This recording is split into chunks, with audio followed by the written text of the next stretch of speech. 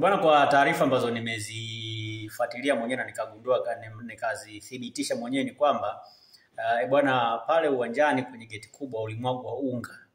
Na watu ambao waliingia kumwaga unga pale inasadikika kwamba ni watu wa Simba, kwa sababu Simba ndio ambao walifanya mazoezi pale kuanzia saa 7 mpaka saa 8. Simba ndio walikuwepo pale Benjamin Mkapa na ndio ambao walikuwa wanafanya maandalizi pale.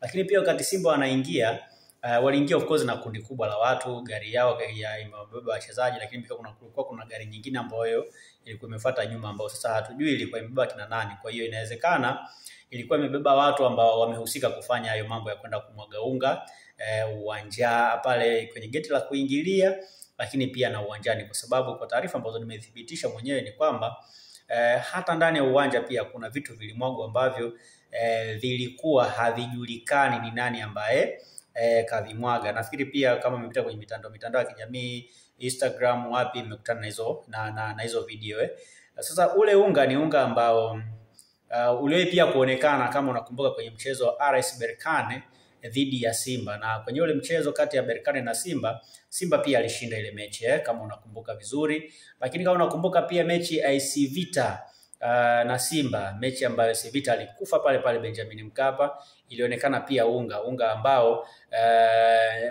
ambao kumechanganywa na chumvi, kama ambavyo tumeona pia leo kwenye video ambazo zinaonekana kwenye mitandao ya kijamii.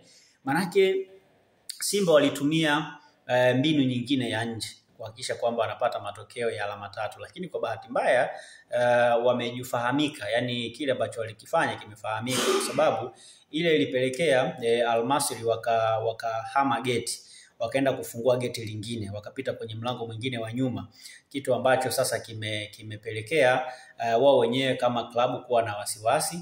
Lakini pia hii inaweza kuwaingiza pia Simba kwenye matatizo, kwa sababu moja kati ya vitu ambavyo CAF wanavihitaji siku zote ni pamoja na kutengeneza mazingira mazuri kwa timu ngeni, kuwa na mazingira mazuri ya kufanya maandalizi yao ya mchezo, lakini pia kufanya mazoezi yao vizuri bila kubughudhiwa na mtu yoyote. Sasa kitendo cha Simba kuanza kumwaga chumvi, maungaunga, haijalishi kwamba wamemwaga Simba wenyewe au kuna mtu amekuja kumwaga, lakini kwa sababu Simba ndio wenyeji, manake wanawajibika kwa namna moja ama nyingine kwenye hiki ambacho kimetokea. So kwa kile ambacho amekifanya Simba, by the way, pia ni aibu kwenye nchi yetu, kwa sababu vile ni vitu vya kishirikina, yani ni vitu vya kishirikina. Haijalishi kwamba wao wenyewe ndio wamefanya au nani kafanya, lakini tunawasema ni Simba wenyewe, kwa sababu kuanzia saa 8 Simba walikuwa Benjamin Mkapa, na baada ya Simba kutoka ndo Al-Masry wakaja kuingia saa 10, na Al-Masry walivyoingia saa 10 ndo wamekuta vile vitu, kitu ambacho kimezua kidogo taharuki, na hata Al-Masry wenyewe mpaka wanaomba kufungulia geti la nyuma, ni kwa sababu pia waliona vile vitu vinaweza pengine kuathiri kwa namna moja ama nyingine, ndio maana waligoma kupita pale. Sasa hivi ni vitu ambavyo vinatia aibu mpira wetu. Unajua si mpira wetu unakuwa na unafuatiliwa na watu wengi. Leo Simba anacheza robo finali ya kombe la shirikisho barani Afrika. Ni timu nyingi, ni watu wengi duniani wanafuatilia. Al-Masry wenyewe wanashuti video kama hivyo, wanaposti, watu wa kule kwao Misri wanaposti, wanaona, kuna watu wa mataifa ya jirani wanaona kwenye mitandao ya kijamii na nini. Lakini pia hii ni sifa mbaya pia kwa Simba kama klabu, kwa sababu RS Berkane waliokulalamika kwenye masuala hayo ya kumwagiwa unga, machumvi ambayo haeleweki, mwisho siku walipoteza. AC Vita kutokea hapo Kongo tuliokulalamika. Lakini kama unakumbuka mechi ya Simba na Orlando Pirates, pia ni mechi ambayo pia Simba walalamikiwa pia na Orlando Pirates kwamba wamefanyia kwamba wanapenda kulalama kwamba wamefanyia masuala ya kishirikina, kama unakumbuka, na ni kitu ambacho of course kilionekana, na kulikuwa kuna majimaji yalimwagwa unga pia pamoja na chumvi, kama ambavyo tumeona pia leo. Yani inaonekana kama Simba na chumvi ni damu, yani Simba na masuala hayo ni vitu ambavyo vinaendana. Lakini mwisho siku tuliona pia mechi ya kule South Africa, pia Simba waliwasha moto katikati ya uwanja, kama unakumbuka, kitu ambacho kilipelekea pia FIFA na CAF kuwaonya klabu ya Simba. Sasa mambo kama haya yakitokea kwenye timu kama Simba ni aibu, kwa sababu ni timu ambayo ni bora barani Afrika, by the way, ni timu ya 10 kwa ubora, yani ni timu ambayo iko ndani ya top 10, maana yake ni timu ya 7 pale kwa ubora.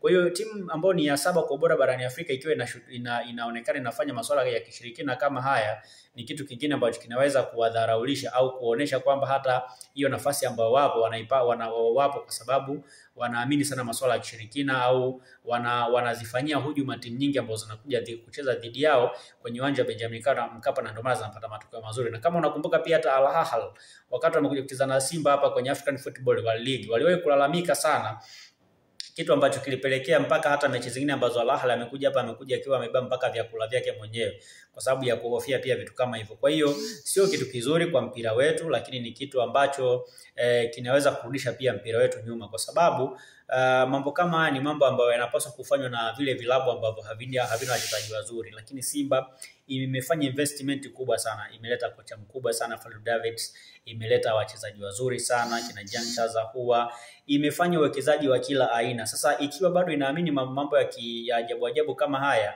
ni kitu ambacho kwa kweli kinatushangaza sana. Kwa hiyo hawajafanya fair Simba wameshindwa kuwatendea haki wapinzani wao Al Masry, wameshindwa kuwapa kile ambacho wanastahili kupata, na ni kitu ambacho pia kinatia aibu mpira wetu. Kwa hiyo Simba wanapaswa kuwa makini kwenye hilo swala, kwa sababu ni swala ambalo linaweza kuwapeleka pabaya. Unajua vitu kama hivi ni vitu ambavyo vinaleta picha mbaya sana kwenye mpira wetu, hatupaswi kuvumilia hata kidogo.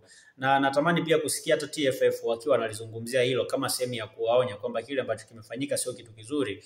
Lakini pia kuna namna ya ambavyo hata wale watu ambao ni wasimamizi wa uwanja nao pia wameshindwa kusimamia uweledi, kwa sababu ukiwa unaona kuna vitu vinamwagwa ambavyo hauvielewi, ni lazima uwazuie watu wanaomwaga hivyo vitu, kwa sababu vinaharibu taswira ya nchi yetu. Sasa ukiwa unamwaga machumvi, maunga uwanjani, ni kitu ambacho kinaashiria kwamba ni ushirikina. Na kama unakumbuka, Simba hii ni mara pili mfululizo wanaenda kucheza pale Benjamin, kufanya maandalizi ya mwisho Benjamin Mkapa. Jana walienda pale Benjamin Mkapa, leo tena wameenda Benjamin Mkapa, wakati kikanuni unaruhusiwa kufanya siku 2 kabla ya mchezo, lakini siku 1 kabla ya mchezo anafanya mwenyeji wako. Manake Simba alipaswa kufanya maandalizi yake siku ya jana tu, na siku ya leo alipaswa kuachia Al Masry wao ndo wafanye maandalizi ya mwisho, lakini Simba wakaenda uwanjani. Na nafikiri hapo ndo walivyoenda kumwaga hivyo vitu. Of course inawezekana wanaamini kwamba vinaweza kuwasaidia kupata matokeo kwenye mchezo wa kesho, lakini ni jambo la ajabu na ni jambo la ajabu kupitiliza. Yaani hatupaswi kuvumilia mambo ya hovyo kama haya. Simba wanapaswa kuwajibika kwa hiki ambacho wamekifanya. Na kama Al Masry wataenda kuwashtaki Simba pale CAF, maana yake pia CAF ikathibitisha kupitia kamishna wa mchezo, ina maana Simba wanaweza kupigwa faini kwa kufanya vitu vya hovyo kwenye mpira. Unajua masuala ya ushirikina haruhusiwi michezoni Kwa hiyo kile ni ambacho wamefanya Simba ni kitu cha hovyo sana, ambacho pia kinatutia aibu. Kwa hiyo Simba wamemwaga chumvi pale getini, lakini Al Masry walienda kufunguliwa geti la nyuma, wakapita wakafanya maandalizi yao ya mwisho.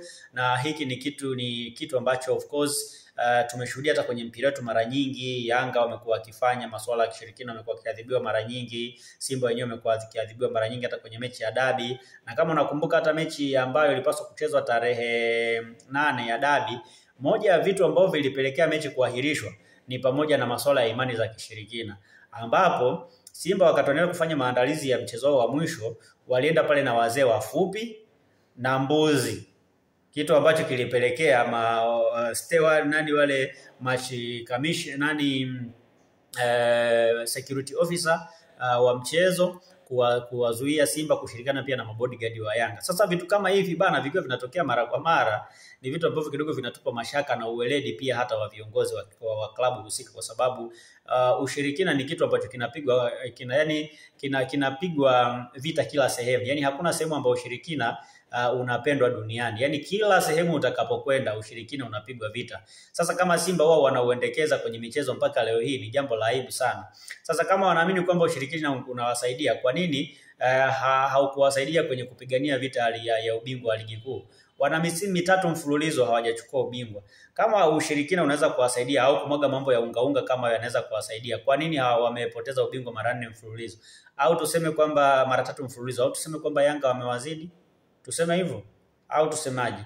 Kwa hiyo ni vitu ambavyo vinafikirisha kidogo, lakini naamini kwamba kesho tutashuhudia mechi nzuri kwa timu zote mbili by the way, ingawa Al Masry kwa hiki ambacho kimetokea kitawatoa mchezoni sana.